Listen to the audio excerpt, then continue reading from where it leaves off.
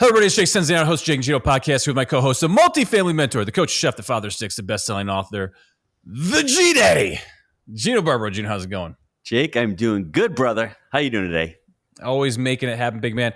Today's guest is the entrepreneur behind 4 multi-million-dollar companies and the author of the best-selling books, including Profit First, Clockwork, The Pumpkin Plan, that one's only for the fall, All In, and his newest book, The Money Habit. So, without further ado, Mike Michalowicz, welcome to the show. Jake, Gino, thank you for having me, brothers. Good to see you. Hey, it is our pleasure. Now, with all these books, you're clearly a thought leader in the business space. How do you get to that point? I mean, what's the track record behind the buzz here? Yeah, so to become a thought leader, you need to be thoughtless. I was an entrepreneur. You already lost me, Gino. I've been an entrepreneur my entire life, and I struggled so much with entrepreneurship that I devoted to figuring it out. Like, how does entrepreneurship work? So the books are really a result of my studies. I'm trying to learn entrepreneurship for myself the right way, deploy it in my own companies, and when I find something that works, I teach it. That's how I do it. So, Mike, I have to dive into this right away. Before we started the hit and record button, you saw how excited I got. I love it, G. I love it. I'm like a little schoolgirl. But this is important for all your real estate investors out there. We get into multifamily to buy a business that cash flows, that makes money. Equity is great. That's the exit plan. You make money when you exit. I get it. But you still need to run a business. Let's dive into the Profit First system because it dives so beautifully into what Jake and I do with our portfolio. Yeah, so I was telling you off air, I was talking with this real estate investor, and he was bragging to me. He's like, I just got 17 more doors. And I looked at him and said, well, how are the dollars? And he's like, well, we're having a tough time getting occupancy and stuff. I'm like, it's not about doors, it's about dollars. And this isn't, listen, I'm not just picking on real estate. All industries are like this. There's this bravado about the size, but not the health. And I want to prioritize He's health. preaching motion of the ocean, baby. I am. Screw size. That's why Gino wanted to get you on. Yeah, exactly. So that's funny. So Profit First is the principle of taking profit first. The quick primer on this is the foundational formula we use is your revenue minus your expenses results in profit. 83% of businesses in the U.S. are not. Can you say that again? Profitable. Say that again. I just want to make sure I'm hearing you. Sales minus expenses equals profit. Okay. It's the established formula. It's not the right one. It's the established one. 83% of businesses in the U.S., there's 35 million of us, are not profitable. The reason I argue is in the traditional formula, we're told that profit comes last, and it's behavioral. When something comes last, it's not important. Gino, you never say, yeah, I got 6 kids, I put them all last. No, you love your kids. They come first. Jake, my health matters. Health comes first. You don't say, I'm going to put my health last now. So with business, what we do is sales minus profit equals expenses. That's the formula, the Profit First formula I propose. In experience, every time you have rent or revenue coming in, you take a predetermined percentage of those deposits as profit, hide it from your business. You've guaranteed that profit, but now you have to find a way to run off the remainder. My final lesson is this. People say, well, does Profit First fix my business? No. Profit First finds what needs to be fixed within your business, because when you take your profit first, it will reveal you don't have proper rent prices, you're over leveraged. It will identify the problems, because if you want to be profitable, you have to fix those things. Mike, you want to see Jake get a little excited? Yeah, let's see him get pumped up. Jake, can you define what PPU is to Mike and explain to him the philosophy sort of aligns with Mike's talking about? Yeah, and I'll back into actually what a way to do what he's saying, based on the sales minus profit equals expenses. So we our number one KPI in our business is we call PPU. It's profit per unit. Okay, so we have our 40 communities listed out on a draw report every month. And this is not, using your framework, but I'm going to show you how to back into this basically. So we look at each community, we derive what the profit is. And the way we get to that profit is we set a baseline for each property, which is the all-in mortgage, the taxes, the insurance, right? Plus 30%. And then there's a CapEx account. So that number is based on experience, and it's just worked for us. So whatever's left, and this is actual cash management. This is the bank statement. It gets cut on the 1st, whether it's 29th, whatever. That bank statement comes out. Whatever money is left in that account, that goes into the spreadsheet. and then it's subtracted by that carry, and then you get your PPU, and then you can see all of your properties, which ones are doing well, which ones are not, and you'll know why. And the way to do it Mike's way, which is really cool, is you have a pro forma. And you're buying a new property, and you go through it, and you determine my cash on cash, my PPU is going to be 10%. What does that look like divided by 12? Okay, for the year, and then you're going to bake that in. So the way to stress test into Mike's framework is you take that number. Say you're supposed to cash flow $10,000 a month. Well, you take your top line revenue, you then subtract that PPU, that 10%. And then you find a way to make it work with the rest of it. That's exactly what Mike is saying. And the funny thing is, we do that, once we're nearing the end of our renovation phase. So we buy a property, we renovate it, and then we sort of bake it in that way to see, are we hitting our metrics? And that's one way to do it. So we're a little behind in the times, maybe a little stodgy using the way we do it, but it's not that we're not looking at it for sure. No, I love that you're looking at it, and it's exactly that, Jake. It's a stress test. I love that you're talking about bank statements. Most business owners have been told, look at your P&L, look at your. I'm too stupid. I'm too dumb to do that. See, when we I started, don't know how to look at those either. But I'll tell you, those can lie to you. I sold one of my companies, and the valuation was being put on it, and we had our own M&A company doing the valuation, and so did the acquirer. My guy says, well, what do you want the numbers to show? I said, what do you mean? He's like, well, do you want to look more profitable? Do you want to look more growth oriented? I said, you can. What are you like? What are you talking about? Numbers show anything. Yeah. And I'm like, what the F is this? There is nothing more valuable than flopping down bank statements and saying, look at the accumulating cash equity in my business. I love your PPU, and then applying profit first as the stress test, because it's going to reveal itself in the bank statement. Accounting is for the government, okay? Accounting is for your IRS, and you have to do it, and you have accountants, and that's what they're for, right? But I can read an income statement. I'm not a complete retard, right? But when I'm going through it, I'm looking at these things. It's not going to pay the bills, though. Dude, it's not going to pay the bills. Well, he had to get back at me for his girth. I could tell the girth comment stung a little bit. But when we're going through this stuff, like when we started, if we didn't have cash to pay people, we're screwed. Okay, so in the beginning, we didn't even look at income statements. We didn't have them on our first property going, 15 years ago or whatever it was. We had to manage the cash, what was going out, and that's how we started. So it was strict cash management, and then we grew into the other, financial. BS that the attorneys and the accountants put out there. It's necessary. We use it. I get it, but it's not going to pay the bills. I say accounting statements give compliance for tax law, but cash money gives control. So we need to work with the cash. And by the way, most business owners, and I've worked with business owners, small business owners, but up to $25, $30 million in revenue or more, who are simply logging to their bank account and determining what to do based upon what they see at the bank. So Profit First is a system that sits at the bank level. We're going to set up a profit account at your bank. We're going to set up a renovation account for the next renovation you're going to do at the bank. And we're going to allocate percentages so you see on a cash basis what's available for what purpose before you spend a dime. Mike, what are some of the, what's the word? Some of the misgivings or some of the things that people say to you saying, I can't do that. That's not how I can run my business. How do you convince somebody to adopt this model? Because I think it works. I think it works amazingly. Yeah. The number one thing I hear is, I can't take my profit first until I'm profitable. I'm like, well, that's bass-ackwards. Like, if you've not been profitable, we have to change our methodology. So that's the first thing I tell people. The second thing, they say it's overwhelming. You're saying set up multiple accounts at a bank. I just want to work with my one or two accounts. This is so much easier than the opposite. It's so much easier. When you look at your accounting system, what's called the general ledger, which is basically phantom accounts, there's usually dozens or upwards of 50 to 100. We're talking now consolidating that down to 7 or 8 or 10. So it's much more efficient. But the biggest part that people don't understand is it's a behavioral intercept. Now, actually, this bookshelf behind me, it's all behavioral stuff, at least one section of it, because I love behavioral psychology. Here's what a behavioral intercept is. I'll give an analogy. About 20 years ago, I had this realization. I used to play sports in college, and then I kind of gave up and wasn't looking so good. I decided I got to start working out. I said, well, I'm going to be really disciplined. I'm going to hit the weight room. And that worked for like a day, and then I gave up again. But I looked at my normal pattern. I'd wake up, make a cup of coffee, use the bathroom, and then start thinking about the gym and skip it again.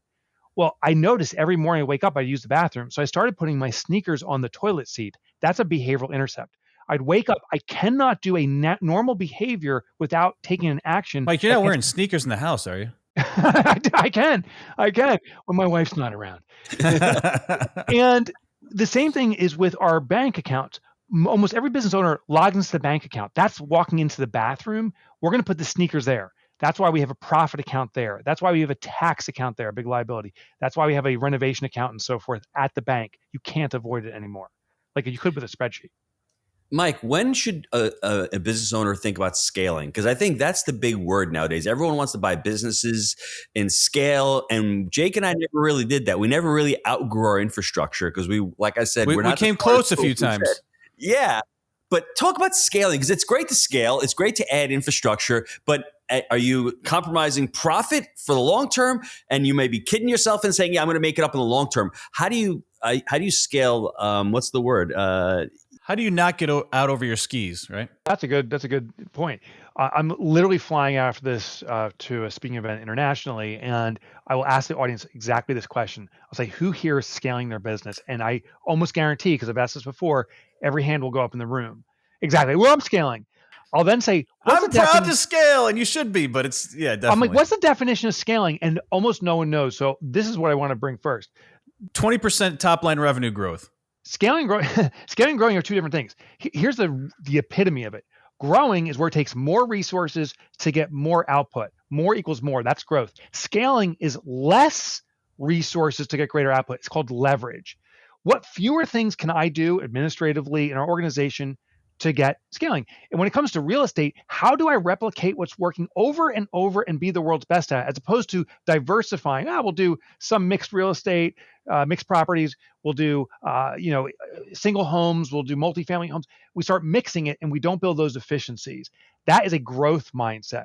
Scaling is reduction of what you do to become world-class at something. So it's very replicatable. Leverage. Are you advocating for either one? Oh, scaling. But I would say most businesses aren't. Because a lot of people are like, I'm diversified. Oh, well, because we hear like if the more diversified you are, the more resilient you are. No, the less efficient you are. Imagine a doctor who says, I'm very diversified. I do neurosurgery, heart surgery. That's a great point. I work with pediatrics. Do you trust them to do your next heart surgery? Or the surgeon says, all I do is heart surgery. I'm the world's best at it. I have a 99.999% success rate. I will pay millions if my heart's at risk with that doctor. I will avoid the doctor who does everything, the generalist. I'm scared to do other types of real estate. So we only do multifamily, and I'm scared to do other types of real estate for the inefficiencies that will creep up in the fact that I don't have any scale there. And I'm proud of you for only doing multifamily because you know it better than anyone else.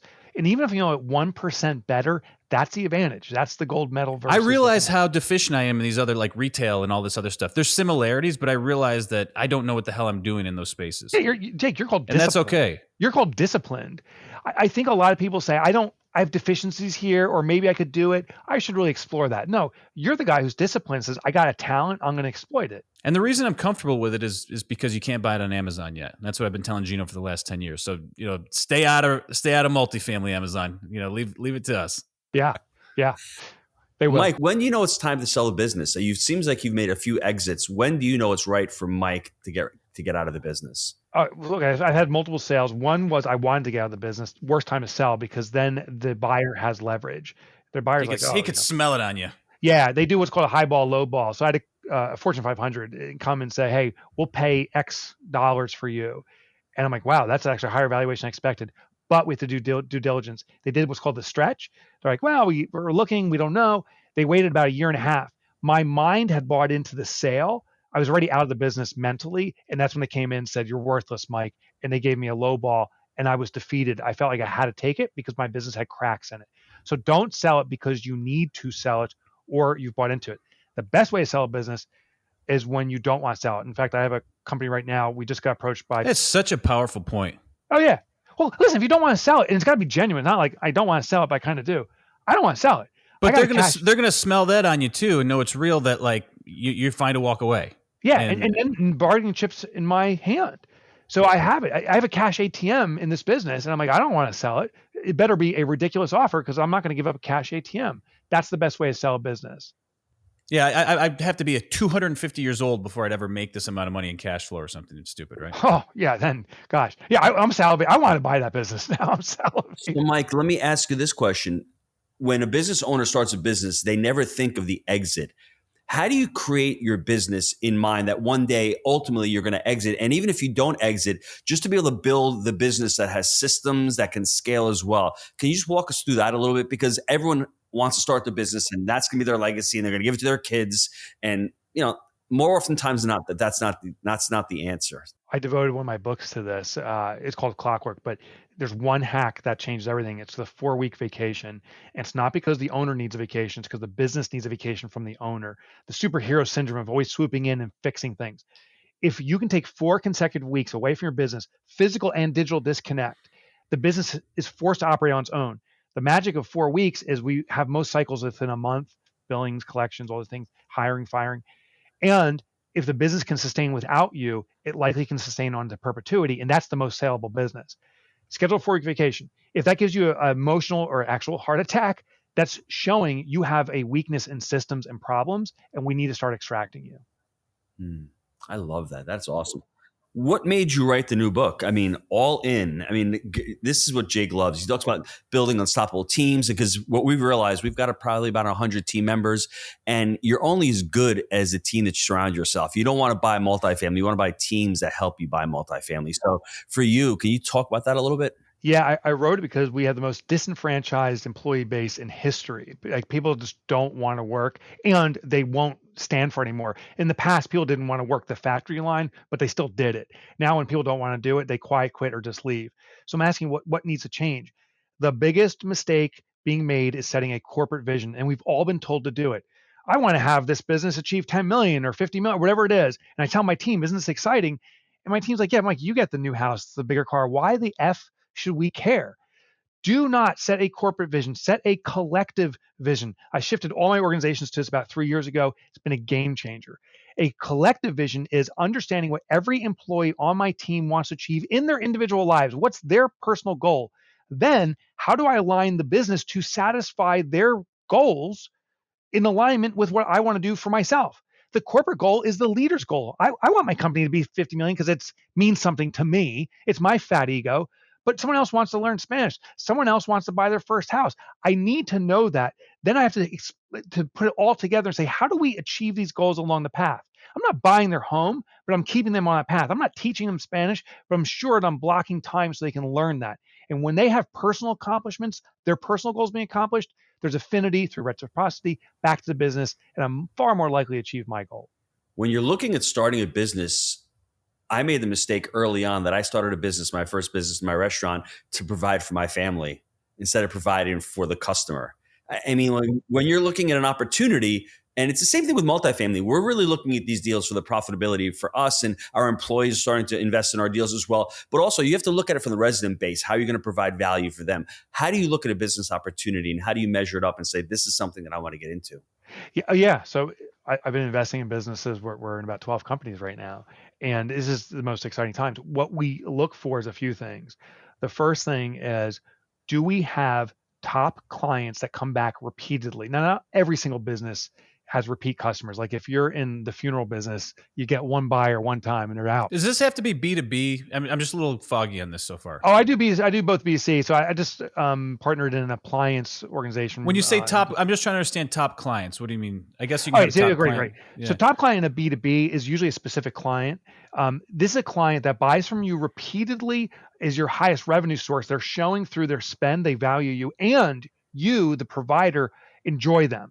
You like serving them. So you can have a great client who is difficult to deal with. That's not a top client. So big spend, big love. When it comes to B2C, it's usually more of a demographic. Is there a certain community that's the big spend and you have big love for? But that's the analysis I do. The next thing is I look for businesses that are diversified, ironically, because I know that's the problem and why they're not scaling. And I cut away the diversity and get focused in serving one offering to one customer, the top client, and doing that repeatedly. Can you give us an example of that? Because it could be very broad. I'd love to hear if you can, share a time specifically where you've done that. Yeah, for sure. So just invested in a, well, I'll tell Like, you about it. did you cut like a whole division, or did you simplify the offering? I'm just, yeah. Yeah. So here's one business we got into. They did engine repair. And what they did is they noticed that when they repaired engines, their ability to repair pistons, these were for race vehicles. They were really good at the piston part, but the owner also had talent in doing the manifold. I don't even really know the stuff. Like he had a car detailer over here too or something, right? Yeah, basically. And so what happened was people are ordering pistons. They said, well, we can't get to it yet. And the back order list was building and the delivery time was slowing down. We were losing great customers and they were okay at everything else, but they were crushing pistons, but they gave up on that. So what we did is we said we had to cut everything. The owner felt it was such a brutal realization that they had diversified. It was very difficult for him to realign. And he was losing. So you were world class at pistons. He was world class at pistons, and that's where he built his reputation. And he said, "Well, we've only done 3 million in pistons. Why don't we get bigger by doing more stuff?" It's like, my gosh, you could do 100 million in pistons. No one can do pistons like you can do it. But he said, "No, I moved." The belief is a captive audience, a captive customer is your best thing, and it's your worst thing. I have a customer who's buying pistons, therefore they trust me, they'll buy other stuff, but the other stuff won't be at the piston level. That's the problem. Do one thing well, and that captive customer, while you could sell more, will also be a captive fan when you deliver pistons really well and tell other people about you. But his reputation started to decline because he was marginal at everything else. So we refined them around pistons, and it took a good year and a half. How'd that work out? It was actually at the end, we decided to exit the investment at the end because the owner couldn't give up the other stuff. It was a year and a half of refining, and he kept on pushing back. We actually exited all. So it was like a cultural relationship fit. It was his emotion. Yeah. Before we go to the short answers, you had said something offhanded real quick that now is such a great time to buy businesses. What makes now such a great time to buy businesses other than the fact that baby boomers are exiting, huge transfer of wealth the next decade, 50, 60 trillion, whatever it is. It's a huge, what makes now a really good time to get into buying businesses? Yeah. So people devalue themselves right now. We're going into, I believe, into a recession, a devalued economy. People are feeling pressure. So I call them upstream looks. Most businesses will look downstream and say, I'm losing customers. I can't afford this. And you're losing 10% of your customers. But upstream, your collective competition is losing 10%. I can grab those customers, but those owners who've lost those 10% of customers will throw their hands up and say, I just give up. They devalue themselves. So I'll go to them and say, listen, I'll acquire your business in its weakened state and I'll fix it. And I'll pay you based upon the revenue that we generate. So these are no cash down purchase of businesses. Then you facilitate a roll up, reorganize the business, and get it going again. So it's a great time to do it. And anyone can do it. If you've never done it before, buy a very, very small business, a 1 or 2 person shop. They've devalued themselves, unfortunately. Treat them ethically and integrally, but you can help that company rebound very quickly by teaming up, rolling them together. All right, gang, let's take a quick time out to hear from our sponsor. This episode of the Jake and Gino Podcast is brought to you by Wheelbarrow Profits, the premier multifamily education community. Wheelbarrow Profits proof is in their results. Their members have closed over 86,000 units. That's over $5 billion in student deal volume. Are you serious about taking your real estate game to the next level? Do you have the confidence to take action? Schedule a call with the Wheelbarrow Profits team today and supercharge your real estate knowledge. Build lasting relationships through unparalleled networking opportunities. Obtain lasting knowledge on how to buy multifamily real estate with intensive training. Gain hands-on experience through their live events with like-minded individuals and industry professionals, all while experiencing the personal touch and family atmosphere that set them apart. Visit wheelbarrowprofits.com for more information. All right, we are back. Do you have any success stories that you want to share about turnarounds that you guys have done where you've gone in and reorganized a business and it's really taken off? Yeah, for sure. So we're working with a company that serves the geriatric community. They manage all their bills and payments and stuff. And it was so funny. There's a lot of legal process that goes on. They were struggling to collect money. So they had a big cash flow problem. Well, in one swoop, what we did is we did a workflow analysis, identified there was one bottleneck. It was one lawyer that has to approve things. So is that one lawyer? It was one lawyer. It was one lawyer who was sitting and waiting, and they had other priorities going on. So we did something simple. We got a second lawyer, and we greased the skids with the first lawyer and said, hey, it's really important to us. We'd like to give you a gift because you've been so nice to us. And now cash flow's going. Sometimes the biggest fix is the smallest thing. What's the gift for an attorney? A fee? What do you think? I'm being a dick. Big for attorney, it's got to be integral. Got to be fee based. So with the collective vision, I find that very interesting, and the way you're aligning with your team members. How do you systematize that? If you have a large team, there's a lot of human resource work that needs to be done there. Can you kind of, because this is new to me. I've definitely helped team members out individually, which I've seen the benefit. But how do you get this to scale? I guess we do weekly team meetings. So any manager for who like what person? Okay, the manager with the team. The members? manager of the department. So they'll handle it between 7 to maybe 12 people is the typical range. They'll meet sometimes a half hour, sometimes it's 5-minute check-ins. What's so interesting is we talk about their personal goals. So there's personal time. We talk about the business and their job. But once they have the enthusiasm, and it builds over time around their personal goals, they're more enthusiastic around the job. What's interesting is we make what's called micro corrections. Like, oh, there's something here that can be changed or improved. Most businesses do an annual review where it's like, all this stuff sucks. You got to fix this, or all this was great. We're doing micro adjustments every week. It sounds like it's very time consuming, but it saved us huge amounts of errors and problems. So during that weekly meeting, you're reviewing the business, but you're also there's a carve out there for their goals and aspirations. Is that how we start? That yeah. How you doing on that guitar? Tell me about it. Perform. Why don't you come into the office and jam out in front of us for a little bit? No, that makes sense. I mean, get that. It's the most important thing. The most important thing to any individual, including us, is what's most important to us. So we just ask, what's most important to you? And we're going to prioritize talking about that. Hey, Jake, real interesting. On Wednesday, we had the RAIN meeting, and you had about 70 or 80 people on that Zoom call in the morning. And Austin jumped in and was talking about his kids. So you can see like what Mike's talking about, how people want to share their experiences and what's going on in their life. So it's like, it's just so commonsensical. It's so simple, but yet it's always what's in it for me. We never think about the other side. That's the important thing. Extract yourself from the equation and put yourself on the other side and see how you can serve your employees. It's so obvious. And I hate to say this, I got split in about a minute. I got my person who's texting me to hop on. Well, then tell us where folks can get a hold of you, and we will set you free, man. Oh, dude, sorry to be so rushed. I appreciate both you guys, Jake and Gino. Mike Michalowicz.com. No one can spell that. So here's the shortcut. Mike Motorbike, as in the motorcycle. MikeMotorbike.com. Nickname from grade school. Only G-rated nickname I had in my life. He was Excite Bike King, in the 5th grade. And all my books are there. I used to write for the Wall Street Journal. You can get that. I have a podcast too. MikeMotorbike.com. Gino, you have 14 seconds. I got 14. Revenue is vanity. Profit margin is sanity. Cash is king. Profit first. Big Mike. Thanks for coming on, brother. Big Gino, Big Jake. Thank you, gentlemen. I appreciate you guys. Gang, and as always, we believe in buying deals for the long term. Think in decades. I'm Jake. He is the G Daddy. We make it happen. We'll see you next time.